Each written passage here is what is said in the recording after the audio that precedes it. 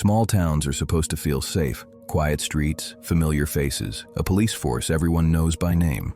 But sometimes the people meant to protect the town are the reason no one asks questions anymore. Tonight on Dark Hours, we're sharing 4 small-town cops' horror stories. True accounts where flashing lights didn't mean help was coming, and authority became something deeply unsettling. If you're new here, subscribe to Dark Hours for true horror and real stories best told after dark.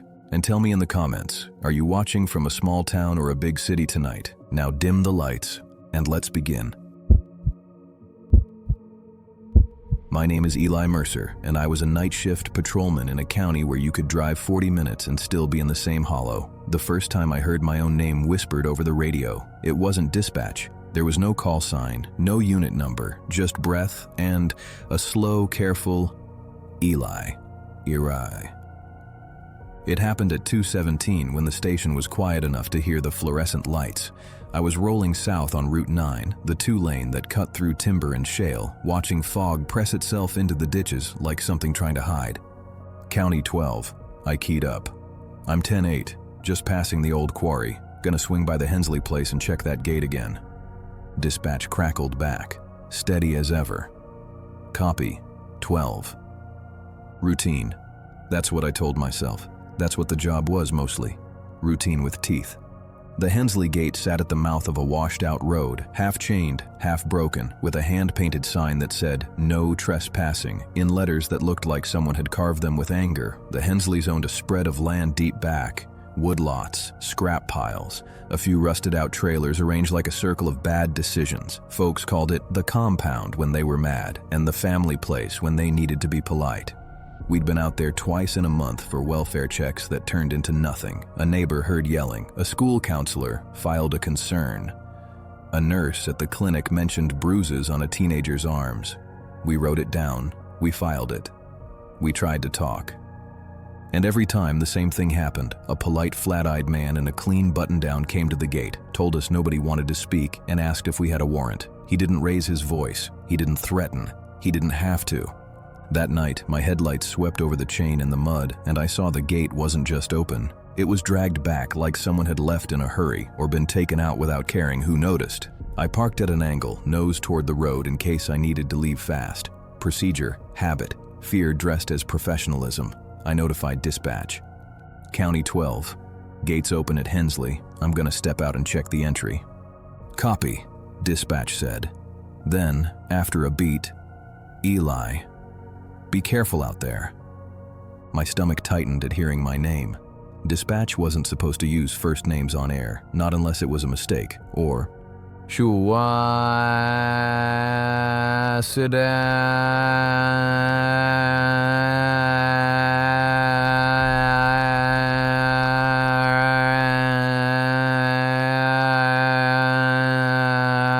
silence. Then, copy 12, stand by. I got out with my flashlight and my hand resting where my holster sat. The air smelled like wet leaves and diesel. Beyond the gate, the track turned to rutted clay, disappearing into trees. I walked just far enough to see tire marks, fresh, deep, the kind a heavy truck left. On the right side of the road, half in the ditch, there was a child's sneaker, pink and small, caked with mud like it had been stepped on. I crouched, shined my light. There was no blood, no obvious sign of struggle, just a shoe, a detail that didn't belong. In my head, my training voice started talking. Preserve evidence, document, call for backup. In my gut, another voice said, "This is the moment you either do something or you become part of the silence." I keyed my radio. County 12, I've got possible evidence at the gate, requesting a second unit. The radio popped, and then a man's voice, low, close, said, "Eli, you don't need to come in here." My thumb froze on the push to talk. My flashlight beam jittered against the trees. County? I tried again. County, did you copy? The same breathy voice, like someone leaning into a mic that wasn't theirs. Go on now, turn around, ain't nothing for you. For a second I couldn't move. I just listened to my own breathing and the distant sound of water in a culvert. I backed out to my cruiser, locked the door, and did what the job tells you to do when the world stops making sense. You cling to procedure like it's a rope. I called my supervisor on the cell phone. Sheriff's office didn't have a big command staff. Nights it was me, one deputy to the west side, and a sergeant who slept in his clothes. "Sarge," I said when he answered, voice thick with sleep. "I'm at Hensley Gate. It's open. I found a child's shoe, and somebody just got on our frequency and told me to turn around." A pause, then, "You sure you ain't hearing things?" "I'm sure." He sighed. "Hold, I'll roll." While I waited, I wrote notes, time, location, description of the shoe, because notes are how you convince yourself you're not losing your mind. I took a photo with my phone, then remembered policy, and snapped one on the cruiser's mounted cam too, narrating out loud like evidence needed my voice to be real. When Sergeant Duval arrived, his headlights washed over the gate and the trees. He stepped out, older than his years, face like dried riverbed. He looked at the shoe. "That's not good." "No," I said. We stood there and listened. The woods were quiet in the way Appalachia gets quiet, like everything living is holding still. Duval cleared his throat. "We go in together, slow. We don't split. We announce." We moved past the gate, beams scanning. After 50 yards, we saw a fresh scrape in the mud where something heavy had been dragged off the road.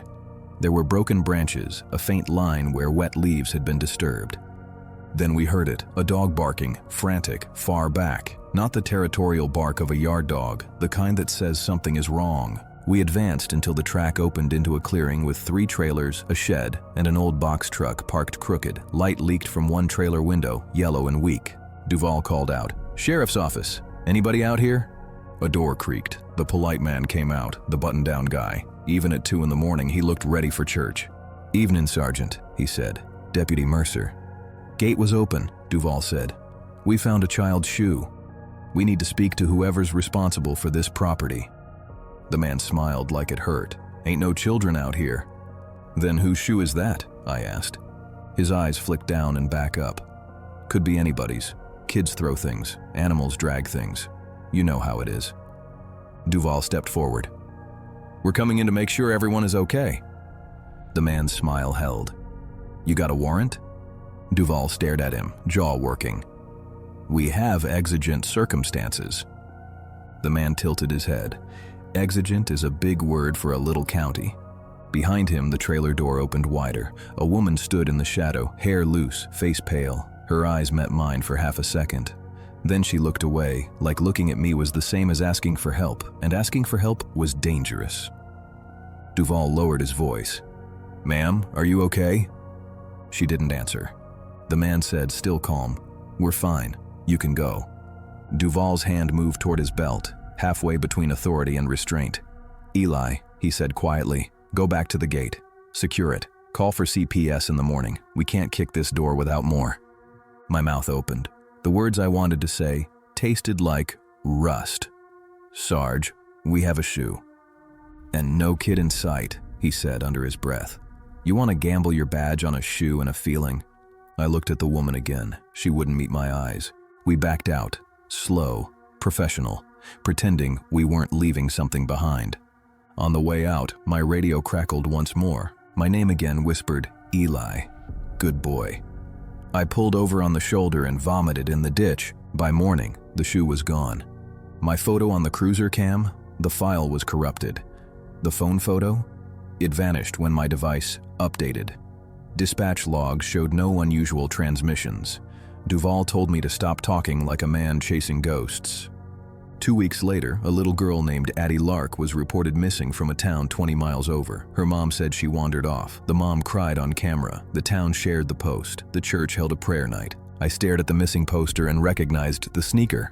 I tried to push it up the chain. I filled out a supplemental. I requested a search of the Hensley property. The sheriff, elected, smiling, always shaking hands, called me into his office. "You're a good deputy," he said like a warning. "But you're young. You don't understand how things work here." "What works?" I asked. "Kids disappearing?" He folded his hands. "You got no evidence, and you got a family with land, money, and friends. You keep poking, you're gonna break your own life." "And Addie?" I said. His eyes went flat. "Sometimes folks leave. Sometimes folks don't come back. Sometimes a county survives by not asking questions it can't answer." That's when I understood what small town really meant. Not quaint, not friendly, closed. I kept patrolling. I kept writing reports. I kept seeing the Hensley button-down man in the diner sometimes, drinking coffee like he belonged to the world, and I was just passing through. Months later, hunters found bones in a washout downriver. The official statement said animal remains, inconclusive, no further action. Duval wouldn't look me in the eye anymore. I resigned quietly. No big speech, no press, just a form and a box of gear. My last night I sat in my cruiser at the edge of the county line, radio humming. I stared into the dark trees and thought about a pink sneaker sinking into mud. At 2:17, the radio crackled. No whisper this time, just silence, long enough to feel like a hand over a mouth. Then dispatch. 12, you copy? I didn't answer. I turned the key, drove out of the county, and let the mountains swallow the road behind me. My name is Kara Stinson, and I worked nights for a sheriff's office that shared a wall with the county's only jail. The first time I saw the inside of trailer 14B, the smell hit me so hard I forgot to breathe. Sweet rot, damp carpet, old cigarette smoke, and something chemical underneath, like someone trying to clean up a truth. It started as a noise complaint. Dispatch called it in at 2341. Unit 7, disturbance at Pine Needle Park, Lot 14B. Caller reports screaming, possible domestic. I'd been on shift long enough to know what possible meant. It meant someone heard it and didn't want their name tied to it. It meant they'd call again tomorrow if the screaming stopped, because guilt needs a second chance.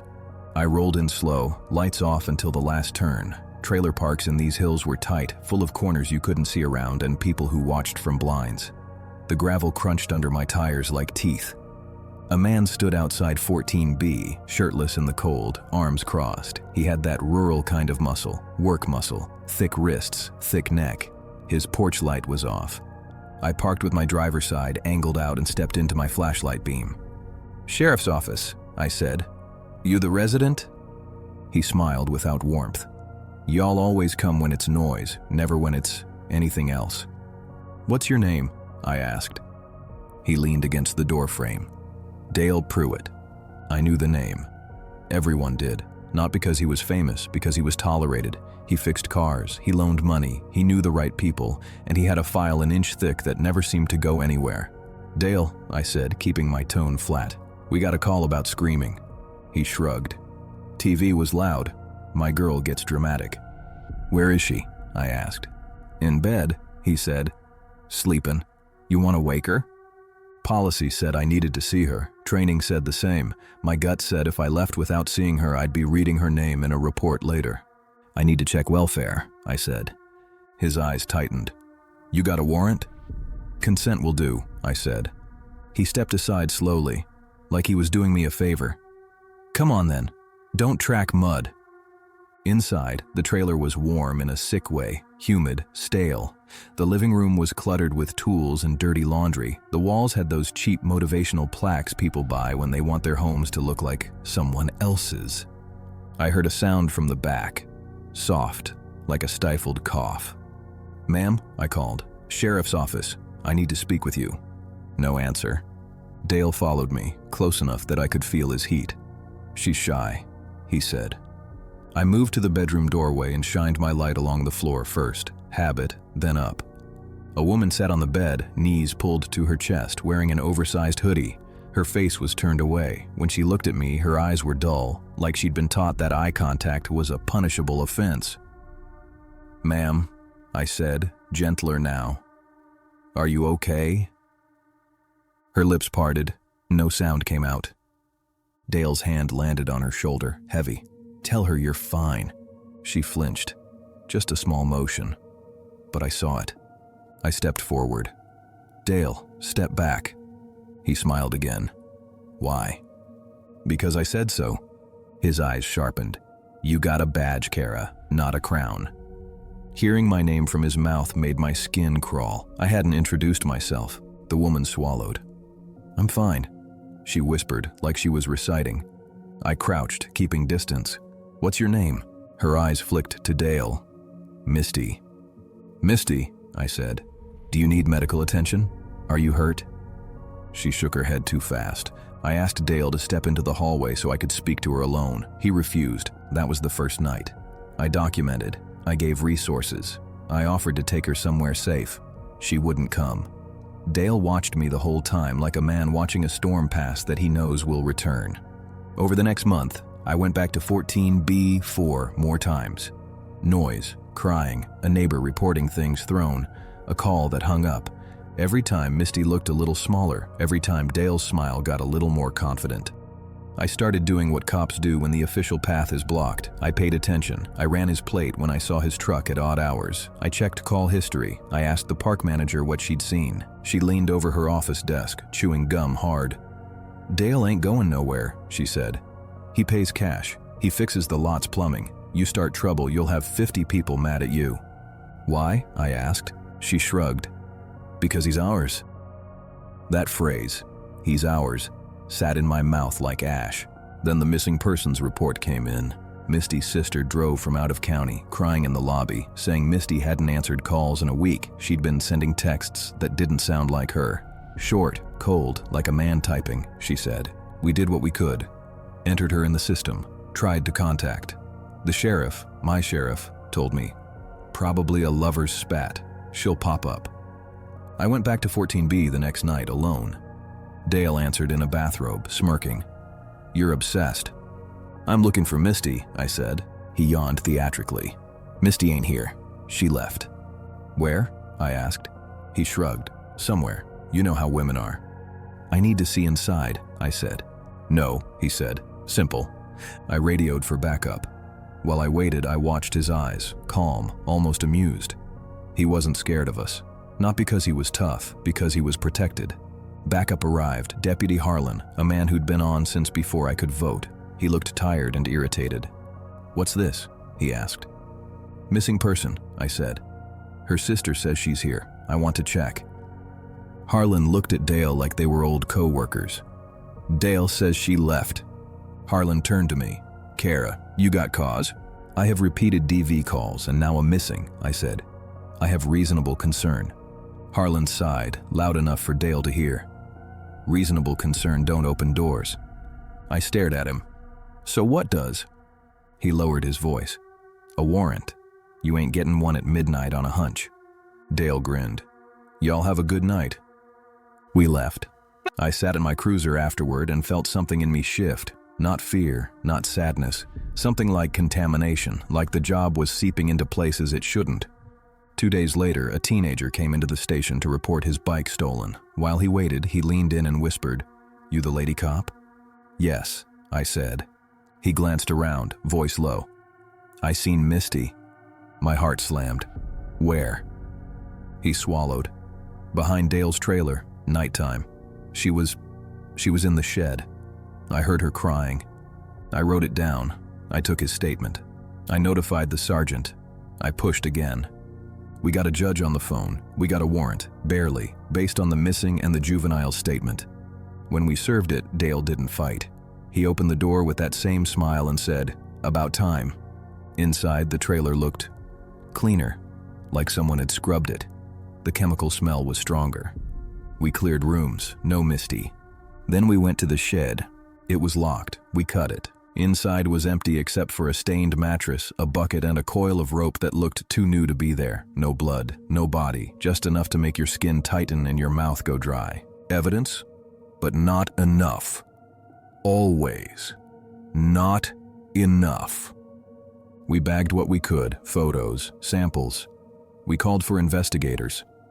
And then, like a bad joke, the chain of custody paperwork for the samples went missing for 12 hours. By the time it reappeared, the lab rejected it. Dale was questioned, released. Misty stayed missing. A month later, I ran into Harlan at the diner. He stirred his coffee like he was trying to disappear into it. "You ever wonder," I asked, "how people can live with themselves?" He didn't look up. "You'll learn." "Learn what?" "That the county keeps breathing," he said. "That's all anybody cares about." I quit 6 weeks after that. Not with a bang. With a resignation letter and a locker emptied into a cardboard box. 2 years later, I heard Dale move to another park, another county, fresh walls, fresh people to convince. Misty never came home. Sometimes, late at night, I remember the way her eyes looked at me that first call, like she was already gone, and I was just the last person to witness it. My name is Jonah Pike, and I patrolled a stretch of highway where the mountains pinched the road so tight you felt trapped even with the windows down. The first time I realized the town was lying to me, it was over a cup of coffee at Mabel's diner, and the lie was delivered with a smile that didn't reach anyone's eyes. It started with a call about a car. Unit 3, dispatch said at 4:06. Abandoned vehicle at mile marker 41. Caller says it's been there since last night. I found it nose down in a shallow ditch. Hazard, lights, dead. A small sedan with out-of-state plates covered in dew. No driver, no purse on the seat, no phone. The doors were unlocked. The first thing I did was run the plate. Came back registered to a woman named Tanya Reese, last known address 2 counties over. No warrants, no alerts. I walked the shoulder with my flashlight, looking for footprints, drag marks, anything. The gravel was damp, holding impressions. I found a set of prints leading toward the tree line, then disappearing where the ground turned to leaf litter. I notified dispatch, requested a tow, and started a missing person entry as possible endangered because the alternative was waiting until it was too late. By morning, her family called. Tanya had been driving through to see a cousin. She never arrived. Her phone went dead near our county line. The sheriff's office did the standard steps. Bolo to neighboring agencies, canvass nearby businesses, check hospital admissions, check jail bookings. I was assigned to talk to the only place open all night along that stretch, Mabel's. Mabel's diner sat like a tired animal at the edge of town, neon sign half lit, parking lot full of locals even at odd hours. Truckers didn't stop there much. Outsiders said it felt like walking into someone else's living room, uninvited. Mabel herself was behind the counter, hair set stiff, eyes sharp. "You hear about that girl?" she said before I even asked. "Yes," I said. "You see her last night?" Mabel wiped a glass that was already clean. "Nope." A man at the corner booth chuckled. "Ain't seen nothing, ain't heard nothing." It was said like a joke and everybody smiled like it was tradition. I pulled out my notebook. She'd have come through around 10 p.m., maybe stopped for gas, maybe stopped here. Mabel shrugged. "Plenty of folks come and go." "Do you have cameras?" I asked. Her mouth tightened. "They've been broke." "Since when?" "Since always," she said. Too quick. I looked around. Every face avoided mine with practiced ease. The cook didn't turn around. A waitress refilled coffee without meeting my eyes. I tried the gentle route. "If she came in here, it doesn't mean she did something wrong. We just need to know where she was last seen." A man at the counter leaned back. "Deputy, why you care so much? Ain't she just passing through?" That was the heart of it. Passing through meant disposable. I left and wrote it down. Hostile witnesses, no cooperation, cameras allegedly broken. That afternoon, I drove to the gas station down the road. Same story, no cameras. Didn't see her, don't remember. But I did find something, a receipt in the trash with the last 4 digits of a card number and a timestamp, 21:58 from Tanya's card. She had bought gas here, so she was in town. I went back to Mabel's with that fact. Different shift, same faces. "I know she was here," I said. "You're the only place open that late." Mabel's eyes narrowed. "You calling me a liar?" "I'm saying someone saw something," I said, "and keeping it quiet puts everyone at risk." The corner booth man stood up slowly. He was tall, heavy, wearing a ball cap with a local construction company logo. He walked to me close enough I could smell tobacco. "You're new, ain't you?" "I've been here 2 years," I said. "Still new," he said. "Listen, this town don't like trouble. That girl's trouble. You keep stirring it, you'll be the trouble." I stared at him. "What's your name?" He smiled. "You already know it. Everybody knows everybody." And that was the point. They knew each other, so they didn't need names. The case turned into a slow grind. Search teams went into the woods. Volunteers showed up for the first day, then stopped. Rumors spread. Tanya was on drugs. Tanya ran off with a man. Tanya was no good. The usual ways people justify not caring. Then I got a call from a woman on a prepaid phone. She wouldn't give her name. "I saw her," she whispered. "At Mabel's. 2 men came in. Talked to her. She looked scared." "Who were they?"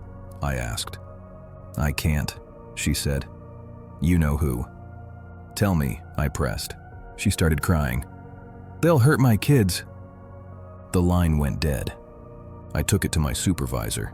He listened, expression unreadable. "You got no name," he said. "No statement, no suspects. I have a town full of people lying," I said. He leaned back. "Welcome to Appalachia." My. I didn't stop. I started watching. I ran plates in the diner lot. I noted who parked where. I checked who left together. I noticed the construction company logo again, Holt & Sons Excavation, on multiple trucks. The company had county contracts, road work, culvert repairs, small demolition jobs. A week later, Holt & Sons got called out to fix a washout near mile marker 41, the same stretch where Tanya's car was found. I drove out there after shift, off the clock. The crew was packing up. The foreman, Cap Logo Man, saw me and smiled like he'd been expecting me. "Deputy," he said, "road's safer now." I looked past him at the fresh dirt, the machine tracks, the new gravel. "Y'all dig here?" I asked. "Fix the washout," he said. "County ordered it." I stared at the ground. It looked too neat, too new. "You mind if I take a look?" I asked. He stepped closer, smile fading. "You got a warrant for the dirt now?" I went back, requested one. The sheriff didn't even pretend to consider. "No," he said. "You don't dig up county work on a hunch." "It's not a hunch," I said. "It's a missing woman and a crew with access to fresh earth right where she disappeared." He leaned forward, voice low. "Jonah, you push this. You'll lose more than a case. You'll lose the town." "And she lost her life," I snapped before I could stop myself. His eyes hardened. "You don't know that." I did know, though, not with evidence, with the weight of everything that wouldn't speak. Months passed. Tanya's case went cold in the official way. Paper filed, periodic review, no leads. Then a flood came. Summer storm, river rose, mudslides and hollers. The washout area got hit again. Water tore through the new gravel like it was nothing. A volunteer firefighter called in something caught in debris downstream. When I got there, I saw fabric tangled in branches, denim, a shoe, human hair. We treated it as a recovery scene, taped it off, called investigators. I stood there watching the water and felt that numb, sick confirmation settle in. The remains were partial. Identification took time, but the family got the call eventually. Afterward, Holt & Sons still got contracts. Mabel's still served coffee. The corner booth still laughed. I went to the diner one last time. Sat at the counter. Mabel poured coffee like she was pouring silence. "You happy now?" she asked. I looked at her. "You knew." She didn't deny it. She just said, "This town don't survive by telling the truth." I paid, left a tip I didn't mean, and walked out into the damp morning.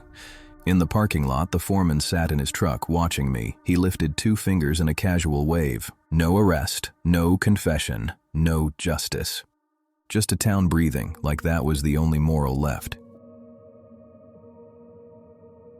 My name is Marcus Van, and I was the only unit on duty some nights in a county where dispatch was 2 towns over and the nearest trooper post was an hour away. The night the station went empty, it wasn't because of a power outage or a fire. It was because the people inside decided I didn't belong there anymore. It started with a call from a payphone, rare, even in the hills. "Sheriff's office," dispatch said. "Unit 5, caller reports a woman running along Old Ridge Road, barefoot, screaming for help." Caller wouldn't identify. Old Ridge Road was a ribbon of asphalt that climbed into woods and then turned to gravel, lined with abandoned coal camps and houses that sagged like tired shoulders. I drove fast, lights on, tires whining. My mind ran through the checklist. Possible intoxication, possible assault, possible mental health crisis. But the word barefoot kept repeating. Barefoot meant urgency. Barefoot meant flight. I found her near a bend, illuminated by my headlights, a woman in her 20s, hair wild, feet bleeding, wearing a torn t-shirt. She stumbled toward my cruiser like it was the only solid thing in the world. "Help!" she gasped. "Please, he's gonna..." I got out, guided her to the passenger seat, shut the door. "You're safe," I said, though I knew better than to promise. "What's your name?" I asked. "Leah." She was shaking hard. He kept me..." I kept my voice calm. "Where were you?" She pointed up the road toward darkness. "House, big house, white porch. There's others." Others. That word hit heavy. I notified dispatch, requested EMS, requested backup. Dispatch hesitated. "Unit 5, backup is unavailable." "Unavailable how?" I snapped. A pause. "Stand by." I looked at Leah. Blood on her feet. Bruises on her arms, old and new. She wouldn't meet my eyes for long, like she'd learned eye contact gets punished. "Leah," I said, "I need you to breathe. Tell me what happened." She swallowed. They said the law don't come up there. They said the sheriff. She stopped, eyes widening, as if she'd said too much. I felt a cold line run down my spine. Who said? She shook her head. Please, don't take me back. I'm not, I said. EMS arrived, volunteer squad. 2 men I knew from town. They looked at her, then at me, faces tightening with something like fear.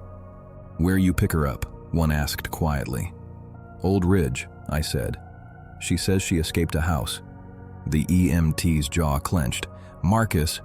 What? I demanded. He leaned in. You need to call the sheriff before you do anything. I already notified dispatch, I said. We're going up there. He looked away. You don't go up there. Leah started crying in the passenger seat, muffled behind glass. I drove her to the station because EMS insisted on evaluating her somewhere safe. The station was small, 2 holding cells, a report room, a lobby with a bulletin board of missing pets. I sat her in the report room with a blanket and water. I began the intake. Name, DOB, injuries, statement. I hit record on the interview system. Halfway through, the power flickered. The lights dimmed, returned. Then the phone rang. I picked up. Sheriff's office. The sheriff's voice, calm. Marcus, bring her to the hospital. Then go home. My mouth went dry. Sir, she's alleging unlawful confinement, multiple victims. We need to respond. A pause, then, you did your job, now stop. Respectfully, I said. No. His voice cooled. You're emotional, you're tired.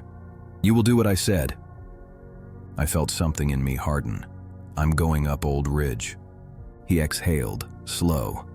Then you're not working for me anymore. The line went dead. I stood in the report room doorway looking at Leah. She stared back, eyes huge, like she already knew how this ended. Marcus, she whispered, they'll come. I locked the station doors, called state police directly, got routed, got put on hold. When I finally got a trooper supervisor, his tone changed when I said Old Ridge. Deputy, he said, we don't have jurisdiction without request from your sheriff. I'm requesting, I said. You're not the sheriff, he replied, voice flat. Get your chain of command. I hung up, shaking. Outside, headlights swept across the lobby windows. A vehicle pulled into the lot, then another. I watched through the blinds as 3 county vehicles parked, unmarked, the kind supervisors drove. Men got out, not in uniforms, in jackets. Familiar faces, lieutenant, investigator, the sheriff's cousin who worked administration.